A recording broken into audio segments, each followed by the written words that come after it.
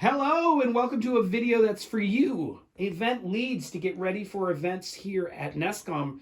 You already know a fair amount about how to use the wireless gear, but I notice a lot of event leads kind of forget certain steps. So this video is to kind of get you ready for event leading, wireless, and specifically wireless workbench. So gear, just remember we typically grab a empty monitor case from the stage, usually put an amp rack lid here. Upside down, and this is a good place to keep all the tins and all that. I haven't set them all up for you now, but you know the idea. So that's typically what happens is amp rack lid upside down on a wedge case. Obviously you got to hook up antennas to the wireless rack. Make sure what you use 50 ohm antenna wire. Yep, that's really important. It's got that white dielectric. If it's white there, a little piece of plastic, then you're doing good. Keep the antennas, at least several feet apart, and you'll be good there.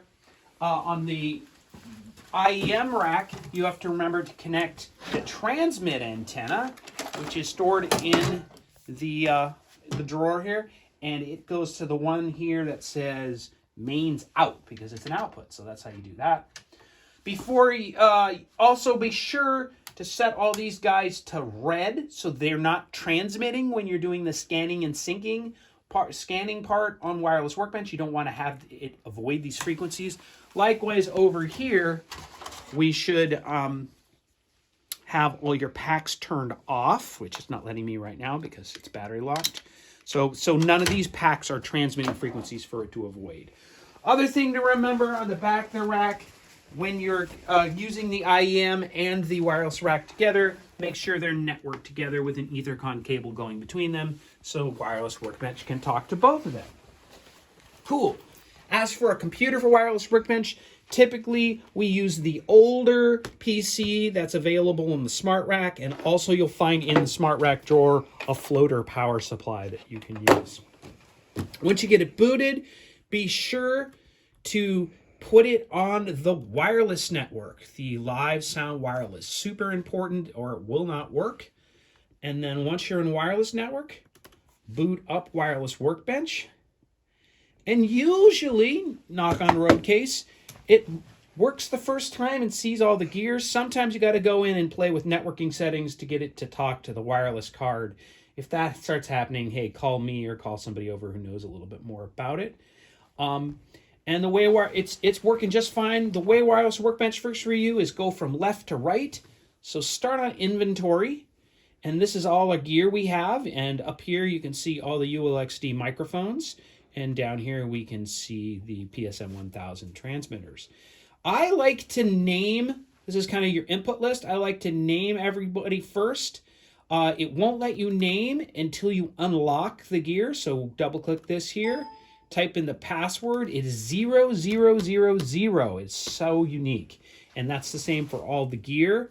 And once you unlock it, see there's a green unlock there, you can go in and name them something like me or Christy Stick or whatever you want to do. And a little bit of annoying here, you've got to unlock each particular unit, so you're going to have to repeat this process roughly 5 times on a Cashman, so as you work through all the gear, and then you're allowed to name it. Once you got your input list named, you know what's going to be what, move over a tab to frequency coordination. First thing we want to do is scan the RF space around us and find what Shure wants to avoid, local TV shows and all that, TV station transmissions and all that.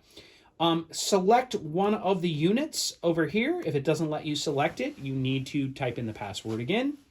But once you've done that, hit scan with one source, and this will take roughly 4 minutes. It is now working through this, and it's going to scan local TV, and we'll be back in a moment. Okay, we're back. So wireless workbench has scanned Bangor here for the bandwidth of our devices. It's found 2 large digital TV stations, and these red line here refers to anything that it's going to avoid when it suggests frequencies. It's going to avoid any frequency that has energy above the red line. And this is, again, why you want to have all your devices off when you do the scan. Otherwise, it's going to avoid the devices you have left on. Okay, cool. With that done, the next step is select frequencies from inventory. What this does is it grabs the frequencies that are currently assigned to the devices. So grab those. It's going to say, ask you a question, are you sure? And you say yes, all frequencies from inventory. Now all the devices you have are all here. Next step is it's going to analyze, and these white lines refer to the frequencies, that these are all the different devices. Analyze, and analyze is going to analyze those devices, and some are going to show up red and some are going to show up green, meaning, hey, these frequencies in red are bad and they need to be changed. These ones in green are good. So hit calculate next. It's going to find new frequencies. So the list has now been updated. It's all green. Had you scanned down this a moment ago, we would have saw red parts that are saying warning, warning, warning. So these are all new frequencies, avoiding intermods, avoiding the TV stations. Hit assign and deploy. And this is the place where you can rank higher starred frequencies are better. So you may want to avoid this one down here, this low starred one. But typically you don't have to do anything here because it's going to work it out for you. Deploy to inventory. This is sending the frequencies to the units. Vegas mode. I don't know if you caught that on camera, but the units were flashing. At this point, you're done with the scanning part. You need to do the job you already know about, which of course is syncing and bringing the frequencies from the units over. In fact, we'll do that right now with one. I'm just going to hit sync and bring this frequency to this device. You're going to want to label all your devices. Now, the name you typed in did show up, typed in under inventory will show up here, but I find it much more effective in Stage Lights to find a little piece of tape, put it here, and name them Mark Lab, Steve Lab, all that kind of stuff. It's best if you can use some black gaff with a silver Sharpie. If not, use white. When you get to the sticks, try not to put big messages on it. That'll look terrible on camera. Usually small, writing down here on darker colored tape works great. So you've done all that. Monitor. This is the next step. Now we're into line check, sound check, and showtime. You can grab any devices that you have and bring them over here and monitor their battery life and other stuff. I currently have a Kevin stick in my hand, so I'm going to bring Kevin over here.